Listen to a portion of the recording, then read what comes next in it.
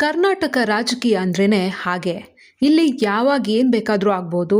ನೀವು ಸದ್ಯಕ್ಕೆ T ವಿನೋ social ಮೀಡಿಯಾನೋ open ಮಾಡಿದ್ರೆ ನಿಮಗೊಂದು ಸುದ್ದಿ ಪಕ್ಕಾ ಕಾಣಿಸ್ತಿರತ್ತೆ. ಅದೇ ವಿಧಾನ ಪರಿಷತ್ ಚುನಾವಣೆ. ಇನ್ನು ಒಂದೇ ಒಂದು ದಿನ ಬಾಕಿ ಇದೆ ಅಷ್ಟೇ. ಆದರೆ ಬಿಡದಿಯ ಆ ವಂಡರ್ಲಾ ರೆಸಾರ್ಟ್ ಇದೆಯಲ್ಲ, ಅಲ್ಲಿ ಈಗ ನಡೀತಿರೋ ಹೈ ವೋಲ್ಟೇಜ್ ಡ್ರಾಮಾ ನೋಡಿದ್ರೆ ನಮಗೇನೋ ಸಿನಿಮಾ ರೇಂಜ್ಗೆ ರೋಚಕತೆ ಸಿಗ್ತಿದೆ ಅನ್ನೋದು ಸುಳ್ಳಲ್ಲ. ಮೊದಲಿಗೆ ಈ ಇಡೀ ಗೊಂದಲ ಶುರುವಾಗಿದ್ದು ಎಲ್ಲಿಂದ ಗೊತ್ತಾ?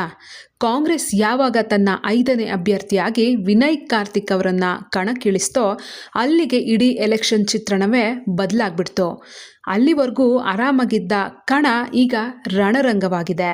ಗೆಲ್ಲೇಬೇಕು ಅನ್ನೋ ಜಿದ್ದಿಗೆ ಬಿದ್ದಿರೋ ಎರಡೂ ಪಾಳೆಯಗಳು ಒಂದೊಂದು ಓಟಿಗೂ ತಂತ್ರ ಪ್ರತಿತಂತ್ರದ ಜೂಜಾಟಕ್ಕೆ ಇಳಿದಿದೆ.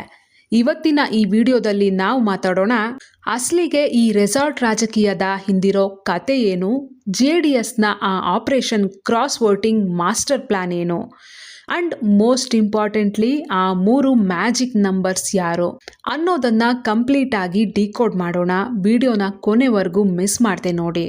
ನಿಮಗೆಲ್ಲ ಒಂದು ವಿಷಯ ನೆನಪಿರ್ಬೋದು, ಕರ್ನಾಟಕದಲ್ಲಿ ಎಲೆಕ್ಷನ್ ಬಂತು ಅಂದರೆ ಸಾಕು ಈ ರೆಸಾರ್ಟ್ ಅನ್ನೋ ಪದ ತುಂಬಾನೇ ಫೇಮಸ್ ಆಗಿಬಿಡತ್ತೆ. ಈ ಸಲನೂ ಅದೇ ಆಗಿದೆ. ಒಂದೇ ಒಂದು ಮತವೂ ಕೂಡ ಕೈ ತಪ್ಪಬಾರ್ದು ಅಂತ ಕಾಂಗ್ರೆಸ್ ಹೈಕಮಾಂಡ್ ಸಖತ್ ಅಲರ್ಟ್ ಆಗಿದೆ. ಈಗಿರೋ ಭಯ ಏನಪ್ಪ ಅಂದರೆ JDS ನಾಯಕರು ಎಲ್ಲೆಲ್ಲಿ ತಮ್ಮ ಶಾಸಕರಿಗೆ ಗಾಳ ಹಾಕ್ತಾರೋ ಅನ್ನೋದು. ಇದೇ ಕಾರಣಕ್ಕೆ ಇಡೀ ಕಾಂಗ್ರೆಸ್ ಶಾಸಕರ ದಂಡನ್ನೇ ತಗೊಂಡು ಹೋಗಿ ಬಿಡದಿಯ ವಂಡರ್ಲಾ ರೆಸಾರ್ಟ್ನಲ್ಲಿ ಇಡಲಾಗಿದೆ. ಆದರೆ ಇಲ್ಲಿರೋ ಅಸಲಿ ಟ್ವಿಸ್ಟ್ ಕೇಳಿ. ಶಾಸಕರು ಇನ್ನು ರೆಸಾರ್ಟ್ನ ಮೆಟ್ಟಿಲು ಹತ್ತಿ ರೂಮ್ ಒಳಗಡೆ ಹೋಗಿ ಕೂರೋದಕ್ಕೂ ಮುಂಚೆನೇ ವಿರೋಧ ಪಾಳೆಯದಿಂದ ಒಂದು ಬಿಗ್ ಶಾಕ್ ಎದುರಾಗಿದೆ. ಶಾಸಕರನ್ನ ಲಾಕ್ ಮಾಡೋದಕ್ಕೆ ರೆಸಾರ್ಟ್ ಕೋಟೆ ಏನೋ ರೆಡಿಯಾಗಿದೆ. ಆದರೆ ಆ ಕೋಟೆಯ ಗೋಡೆಯನ್ನು ಭೇದಿಸೋದಕ್ಕೆ ಅಪೋಸಿಷನ್ ಆಲ್ರೆಡಿ ತನ್ನ ಕೆಲಸ ಶುರು ಮಾಡಿದೆ. ನಿನ್ನೆ ರಾತ್ರಿ ನಡೆದ ಕಾಂಗ್ರೆಸ್ ಶಾಸಕಾಂಗ ಪಕ್ಷದ ಮೀಟಿಂಗ್ ಇದೆಯಲ್ಲ, ಅಲ್ಲಿ ಸ್ವತಃ CM DK ಶಿವಕುಮಾರ್ ಅವರೇ ಒಂದು ಸ್ಫೋಟಕ ಸತ್ಯವನ್ನ ಬಯಲ್ ಮಾಡಿದ್ರು. JDS ನಾಯಕರು ಆಲ್ರೆಡಿ ಕಾಂಗ್ರೆಸ್ ಶಾಸಕರಿಗೆ ಅಡ್ಡ ಮತದಾನ ಅಂದ್ರೆ ಕ್ರಾಸ್ ವೋಟಿಂಗ್ ಮಾಡೋದಕ್ಕೆ ದೊಡ್ಡ ಆಫರ್ಗಳನ್ನೇ ಕೊಡ್ತಿದ್ದಾರಂತೆ. ಇನ್ನೂ ಶಾಕಿಂಗ್ ವಿಷಯ ಏನಂದ್ರೆ, ಮೊಳಕಾಲ್ಮೂರು ಶಾಸಕರಾಗಿರೋ NY ಗೋಪಾಲಕೃಷ್ಣ ಅವರಿಗೆ JDSನ ಪ್ರಮುಖ ನಾಯಕರೊಬ್ಬರು ನೇರವಾಗಿಯೇ ಫೋನ್ ಮಾಡಿದ್ರಂತೆ. ಫೋನ್ ಮಾಡಿ ಏನು ಹೇಳಿದ್ರು ಗೊತ್ತಾ? ನಮ್ಮ ಪರವಾಗಿ ವೋಟ್ ಹಾಕಿ ಅಂತ ಪ್ರೆಷರ್ ಹಾಕಿದ್ರಂತೆ.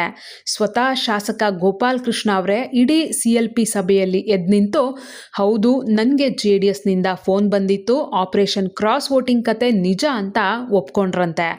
ಯೋಚನೆ ಮಾಡಿ, ಶಾಸಕರೊಬ್ಬರು ಬಹಿರಂಗವಾಗಿ ಈ ಥರ ಹೇಳ್ತಿದ್ದಾರೆ ಅಂದರೆ ತೆರೆಮರೆಯಲ್ಲಿ ಕಸರತ್ತು ಯಾವ ಲೆವೆಲ್ಗೆ ನಡೀತಿರ್ಬೋದು ಅಲ್ವಾ? ಸರಿ, ಈಗ ನಿಮ್ಮ ಮನಸ್ಸಲ್ಲಿ ಒಂದು ಪ್ರಶ್ನೆ ಬರ್ಬೋದು, JDSನವರು ಯಾಕೆ ಇಷ್ಟೊಂದು ರಿಸ್ಕ್ ತಗೊಂಡು ಕಾಂಗ್ರೆಸ್ ಶಾಸಕರಿಗೆ ಫೋನ್ ಮಾಡ್ತಾ ಇದ್ದಾರೆ? ಅವ್ರ ಹತ್ತಿರ ಇರೋ ಸಂಖ್ಯಾಬಲ ಎಷ್ಟು ಅಂತ. ಇಲ್ಲೇ ಇರೋದು ನೋಡಿ ಅಸಲಿ ಮ್ಯಾಜಿಕ್ ನಂಬರ್ ಗೇಮ್. ಸ್ವಲ್ಪ ಮ್ಯಾಥ್ಸ್ ಕಡೆ ಗಮನ ಕೊಡೋಣ. ಪ್ರಸ್ತುತ JDS ಹತ್ರ ಇರೋದು ಕೇವಲ 18 ಶಾಸಕರ ಬಲ ಅಷ್ಟೇ. ಇನ್ನು ಮೈತ್ರಿಯ ಲೆಕ್ಕಾಚಾರದ ಪ್ರಕಾರ BJPಯ ಹೆಚ್ಚುವರಿ 6 ಮತಗಳು ಅವ್ರಿಗೆ ಸಿಗ್ಬೋದು. ಅಲ್ಲಿಗೆ JDS ಮೈತ್ರಿಕೂಟದ ಸಂಖ್ಯಾಬಲ 24ಕ್ಕೆ ಬಂದಿಲ್ಲತ್ತೆ. ಒಂದು ವೇಳೆ ಬಂಡಾಯ ಎದ್ದಿರೋ ಯತ್ನಾಳ್ ಅವರು ಮನ್ಸು ಮಾಡಿ ವೋಟ್ ಹಾಕಿದ್ರು JDS ಲೆಕ್ಕ 25 ಆಗುತ್ತೆ. ಆದರೆ ಗೆಲುವಿನ ದಡ ಮುಟ್ಟೋಕೆ JDSಗೆ ಇನ್ನೂ ಎಷ್ಟು ಮತ ಬೇಕುತ್ತಾ? ಕರಾರುವಕ್ಕಾಗಿ 3 ಮತಗಳ ಭಾರಿ ಕೊರತೆ ಇದೆ. ಆ 3 ಮ್ಯಾಜಿಕ್ ಮತಗಳು ಯಾರು?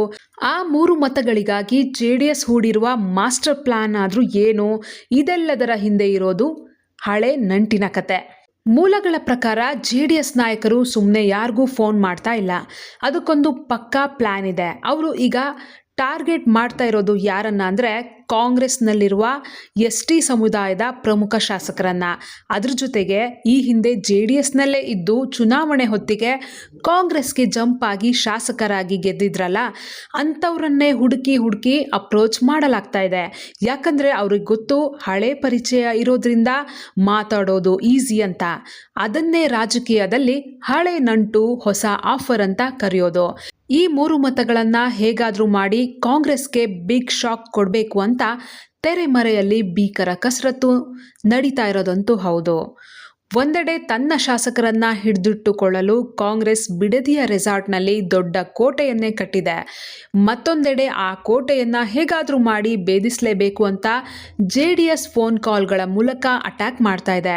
ನಾಳೆ ಎಲೆಕ್ಷನ್ ನಡೆದಾಗ ಅಸಲಿ ರಿಸಲ್ಟ್ ಗೊತ್ತಾಗುತ್ತೆ. ಕಾಂಗ್ರೆಸ್ ತನ್ನ 5ನೇ ಅಭ್ಯರ್ಥಿ ವಿನಯ್ ಕಾರ್ತಿಕ್ನನ್ನ ಗೆಲ್ಸ್ಕೊಳ್ಳುತ್ತಾ ಅಥವಾ JDS ಕ್ರಾಸ್ ವೋಟಿಂಗ್ ಮಾಡಿಸಿ ದೊಡ್ಡ ತಿರುವು ಕೊಡುತ್ತಾ? ಇಡೀ ನಾಡಿನ ರಾಜಕೀಯ ಕಣ್ಣುಗಳು ಈಗ ಬಿಡದಿಯ ಆ ರೆಸಾರ್ಟ್ ಮೇಲಿವೆ. ನಿಮ್ಗೇನನ್ಸುತ್ತೆ? ಈ ಪೊಲಿಟಿಕಲ್ ಗೇಮ್ನಲ್ಲಿ ಯಾರು ಗೆಲ್ಬಹುದು? ನಿಮ್ಮ ಅನಿಸಿಕೆ ಅಭಿಪ್ರಾಯವನ್ನ ಕಮೆಂಟ್ ಮೂಲಕ ತಿಳಿಸಿ. ವಿಡಿಯೋ ಇಷ್ಟ ಆಗಿದ್ರೆ ಲೈಕ್ ಮಾಡಿ, ನಿಮ್ಮ ಫ್ರೆಂಡ್ಸ್ ಜೊತೆ ಶೇರ್ ಮಾಡಿ ಅಂಡ್ ನಮ್ಮ ವಾರ್ತೆ ಚಾನೆಲ್ನ ಸಬ್ಸ್ಕ್ರೈಬ್ ಆಗೋದನ್ನ ಮರಿಬೇಡಿ. ಮುಂದಿನ ಇಂಟ್ರೆಸ್ಟಿಂಗ್ ವಿಡಿಯೋದೊಂದಿಗೆ ಮತ್ತೆ ಸಿಗೋಣ. ಧನ್ಯವಾದಗಳು.